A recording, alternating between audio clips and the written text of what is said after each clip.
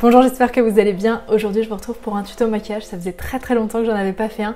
C'est le look que je porte actuellement. J'avais envie d'un maquillage assez frais, assez glowy. Il est quand même assez travaillé parce que il est moins naturel que ce que je fais habituellement. On voit quand même que je suis assez maquillée, mais il reste quand même très portable, très facile à faire. Vous allez voir, il y a besoin de peu de produits et de peu d'expérience non plus, de peu de pratique. C'est pas compliqué, il n'y a pas des techniques invraisemblables à faire. C'est un look qui va vraiment à tout le monde. Vous allez voir, c'est pas très compliqué. Commencer par maquiller le teint. Alors maquiller très rapidement parce que je suis encore bronzée. Concrètement, pour vous dire la vérité, en fait je n'ai pas de produits qui sont adaptés à ma teinte de peau du moment, donc je ne maquille pas le teint. Donc en fait ce que je vais faire, c'est que je vais utiliser un produit qui s'appelle la crème magique de Miss W. Alors Miss W, c'est pas du tout une marque qui est très connue. C'est une marque que j'ai connue grâce à la marque Couleur Caramel parce que ça appartient au même groupe.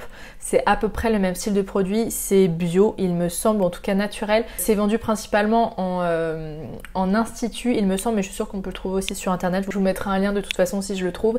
Et c'est une sorte de crème, tout ce qu'il y a de plus classique, blanche, qui s'adapte à la couleur de la peau. Je trouve qu'elle matifie, qu'elle unifie aussi en même temps. Donc quand on n'a pas vraiment envie de se maquiller le teint, mais qu'on veut quand même une base, on va dire, pour maquiller le reste, je trouve ça vachement bien. Après, je l'applique sur la peau. Là, j'en ai peut-être mis un peu trop. On l'applique vraiment, enfin moi en tout cas, je l'applique vraiment comme une crème hydratante. Et elle s'adapte vraiment à n'importe quelle carnation. Parce que là, c'est vrai que je suis quand même beaucoup plus bronzée qu'habituellement. Et en fait, ça s'adapte. Ça unifie très légèrement. Et ça matifie aussi un petit peu. Donc c'est vraiment génial quand on n'a pas envie de se maquiller le teint, mais qu'on a quand même envie d'avoir un teint un petit peu mieux que ce qu'on a naturellement, ou en tout cas une bonne base pour maquiller dessus. Et elle sent super bon, cette crème. C'est une sorte de BB cream, CC cream, je sais pas exactement. Normalement, c'est vrai que je suis pas du tout fanat de ce genre de produit. Je préfère 1000 fois les fonds de teint qui sont à mon sens beaucoup plus efficaces, beaucoup plus concentrés et sachant que c'est un produit qui, je trouve, coûte un peu cher pour la confiance, c'est une trentaine d'euros quand même pour ça, mais c'est vrai qu'il est vachement bien. Pour les cernes, même problème, je n'ai pas forcément un correcteur qui me correspond pour ma teinte du moment. Donc en fait, je vais utiliser le multicorrecteur de Absolution. J'ai pris la teinte 10 qui est la teinte universelle entre guillemets. C'est la teinte qui est censée aller à la majorité de personnes et qui illumine en fait le dessous d'œil. C'est une teinte qui est assez rosée, donc j'en mets un petit peu sur le bout du doigt, comme ça, et je vais l'appliquer sous l'œil. Comme ça, un ton rosé. C'est vrai que ça illumine les dessous d'œil pour les personnes qui ont par exemple les cernes un peu foncées, les cernes marron, tout ça c'est génial. Pour les personnes qui ont les cernes bleutées comme moi, c'est pas la couleur idéale, il aurait fallu quelque chose d'un petit peu plus orangé, même si ça fait quand même effet, hein, ça fait toujours mieux qu'avec rien. Et pour la carnation, pour ma carnation, ça va. Elle illumine en fait, sans vraiment cacher. Après, pour les personnes qui ont vraiment envie d'un anti-cerne hyper couvrant, je trouve pas que ça soit un correcteur qui soit suffisamment couvrant pour ça. Et moi, je préfère, c'est vrai, mettre un bon correcteur, mais bon, celui-ci, quand on est plutôt bien reposé, tout ça, ça va. Voilà pour le teint. Je vais tout de suite, vous savez quoi, je vais tout de suite mettre du bronzer. Alors là, je voulais absolument vous parler de produit, j'ai un énorme coup de cœur pour ce bronzer. C'est un bronzer de la marque RMS Beauty. RMS, c'est une marque naturelle. Alors je crois pas qu'ils aient le label bio, mais en termes de compo, tout est nickel pour du maquillage. Ils sont très connus pour les petits enlumineurs en fait qui se mettent comme ça sur les pommettes et qui donnent un petit côté lumineux et glowy. Et en fait, ils ont sorti très récemment des poudres qui enluminent aussi parce que c'est des poudres qui ont des pigments un peu dorés, reflètent la lumière, donc c'est magnifique. Il y a des bronzers, donc c'est celui que je vais utiliser, mais il y a aussi des poudres juste à mettre en enlumineur. Elles sont vraiment très jolies aussi. Après, il y a forcément un petit peu plus le côté poudré et je trouve ça un peu plus visible que les petits baumes enlumineurs en fait que j'avais l'habitude d'utiliser, mais ils sont vraiment très jolis. Et cette poudre bronzante en fait, elle est magnifique. Je trouve qu'en termes de couleur, elle est parfaite parce que c'est une sorte de marron glacé. Donc c'est très joli, c'est pas trop orangé. Elle est glowy mais sans être pailletée parce que j'ai beaucoup de mal pareil avec les terracotta, n'importe quoi c'est égal, hein, avec les poudres bronzantes à paillettes, je trouve pas ça joli, mais elle a quand même ce glow qui fait qu'on paraît en santé, ça reflète bien la lumière sans faire pailleter, enfin je la trouve nickel. Après c'est pas fait pour du contouring pur parce que le contouring pur il faut vraiment des matières hyper mates, peut-être que vous avez suivi ça si vous avez acheté mon programme un joli teint naturel où justement je vous expliquais toutes les bases du maquillage. Mais pour l'utilisation bronzer et se donner bonne mine, je la trouve parfaite. Je prends un gros pinceau poudre de chez Mademoiselle Bio, je tapote et je vais l'appliquer en 3. Donc sur les côtés du front, sur les pommettes et sur les mâchoires.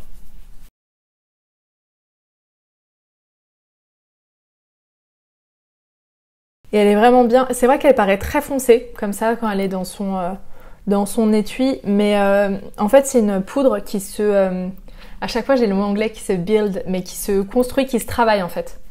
Et voilà, juste, vous voyez, même sans enlumineur, je trouve que j'ai un résultat assez glowy. Et par-dessus, je vais rajouter un enlumineur parce que j'ai envie d'un look très très glowy, très healthy, très retour de vacances. Je suis en bonne santé, j'ai bien dormi, j'ai fait la fête, mais pas trop. Bref, je suis heureuse. Et alors en fait, j'ai envie d'essayer parce que c'est la première fois. Vous voyez, il n'est pas du tout utilisé. C'est un enlumineur de Lily Lolo, le rosé. J'ai eu dans une trousse, mon Corner B, c'était la trousse de cet été, il me semble.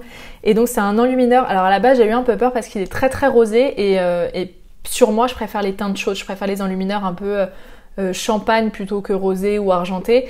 Et en fait, j'ai essayé sur le dos de ma main et j'ai trouvé ça mais tellement magnifique parce qu'en fait, c'est un enlumineur poudre mais qui n'a pas du tout un côté poudreux, ça ne se voit pas du tout. C'est vraiment une poudre qui se fond totalement dans la peau, on dirait vraiment qu'on s'est appliqué un enlumineur liquide dessus et c'est surtout qui garde effectivement un petit peu ses couleurs froides, mais ça fait pas un côté rose hyper girly. Je me suis mis un enlumineur rose, donc je vais le tester pour la première fois sous vos yeux ébahis et je vais l'appliquer avec une sorte de beauty blender. Celle-ci c'est chez Mademoiselle Bio.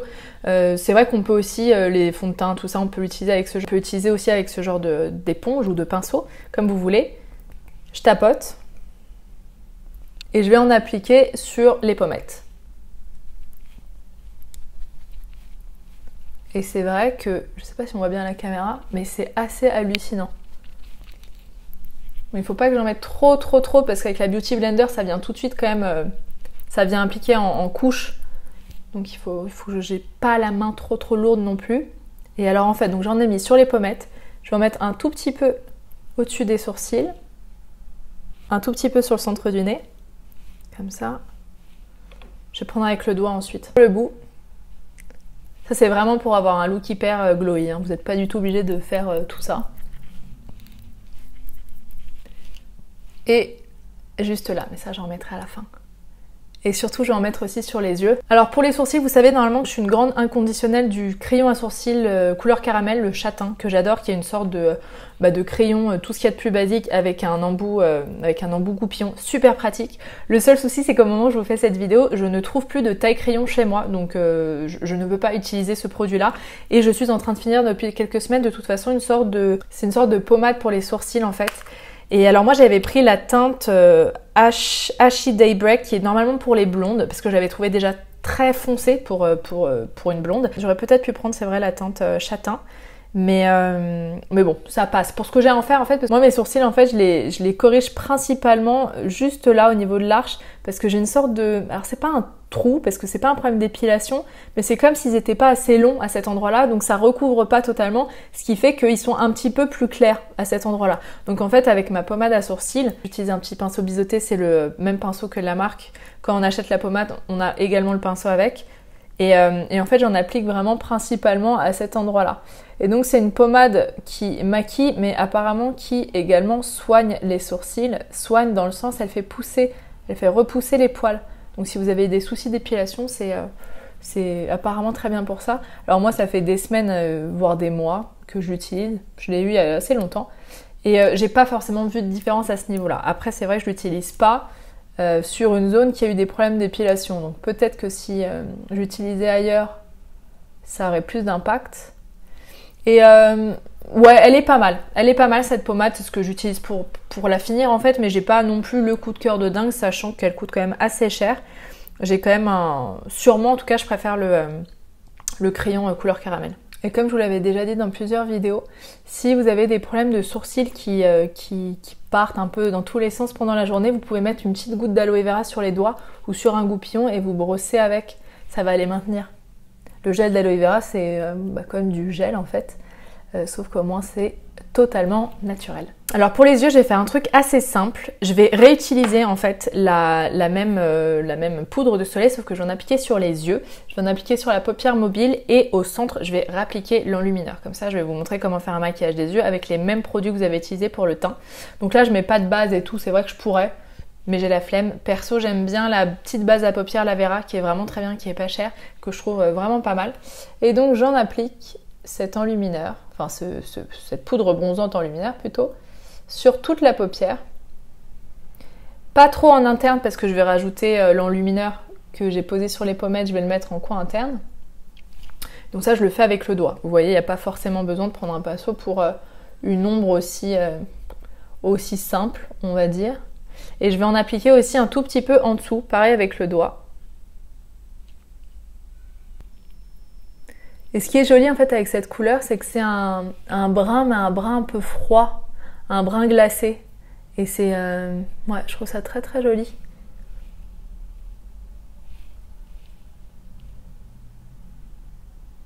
Et vous voyez, ça met tout de suite en relief les yeux bleus. C'est très connu pour ça, le marron. Le marron un peu orangé, le marron un peu chaud sur les yeux bleus, ça fait tout de suite sortir la couleur. Alors c'est pas pour autant que je vous conseille, quand vous avez les yeux bleus, de mettre que du marron tout le temps. Mais c'est vrai que si vous avez envie de faire ressortir la couleur bleue, c'est une bonne... L'orangé, tout ce qui est un peu orangé et chaud va faire ressortir le bleu. Et alors ensuite, sur les petits points internes, là, le coin interne de l'œil, je vais reprendre l'enlumineur avec mon petit doigt et je vais en appliquer.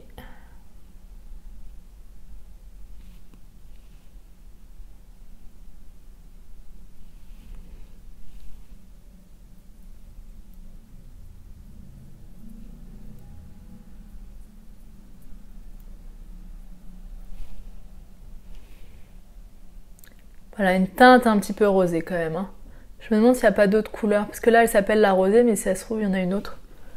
Je vous mettrai les liens en barre d'infos, si vous voulez aller voir. C'est pas mal.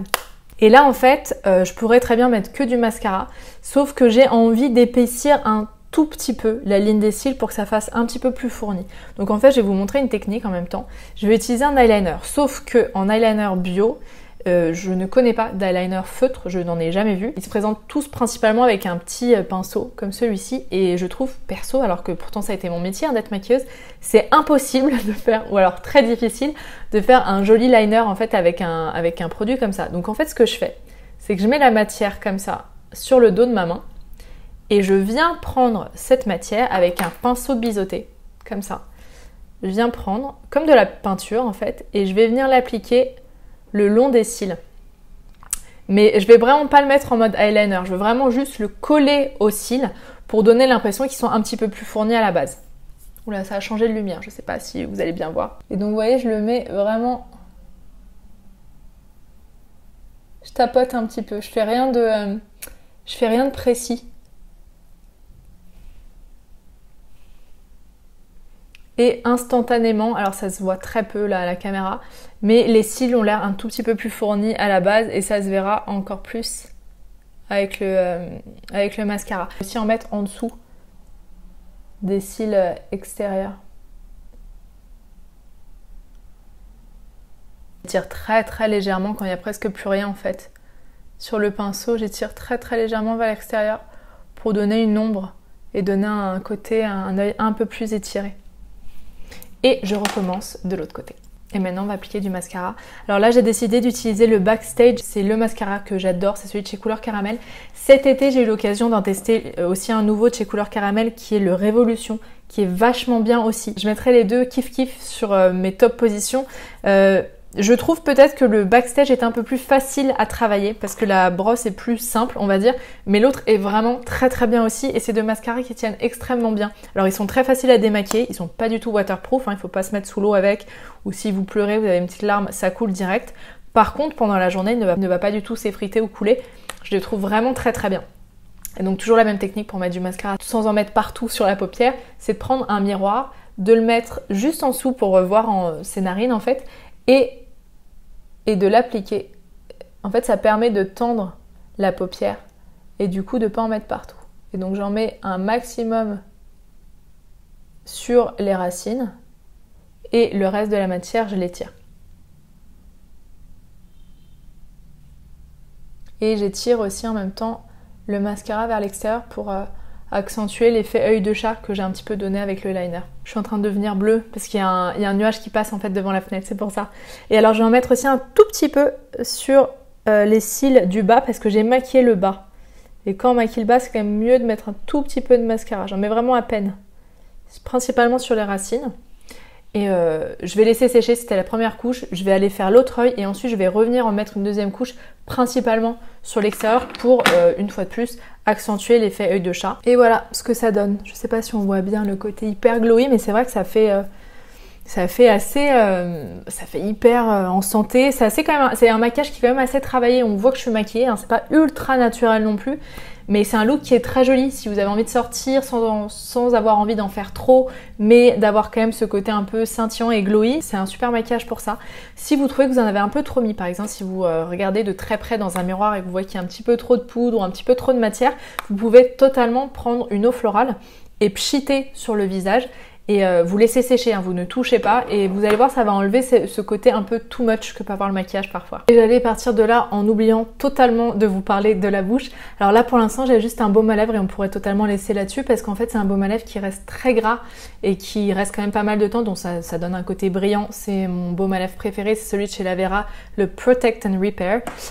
Donc soit je pouvais laisser comme ça ou bien j'ai décidé pour le tuto de rajouter un gloss Lily Lolo, c'est le Peachy Keen, qui est un gloss un peu beige qui je pense ira très bien avec ce look. Et c'est un beige vraiment nude, hein. Je sais même pas si on va forcément voir la différence à la caméra, ni en vrai d'ailleurs. C'est pas hyper flashy non plus. Et c'est un gloss qui est très agréable. Il colle pas trop, ouais, il est vachement bien, il est très joli. Bah ça y est, je pense qu'on a terminé le look. Je vous remercie d'avoir regardé cette vidéo jusqu'au bout. J'espère que c'est un look qui vous a plu. N'hésitez pas à me dire hein, si vous avez essayé de reproduire la même chose. N'hésitez pas à me taguer sur Instagram non plus, comme ça je pourrais voir. Vous n'êtes pas forcément obligé d'acheter ou d'utiliser exactement les mêmes produits que moi.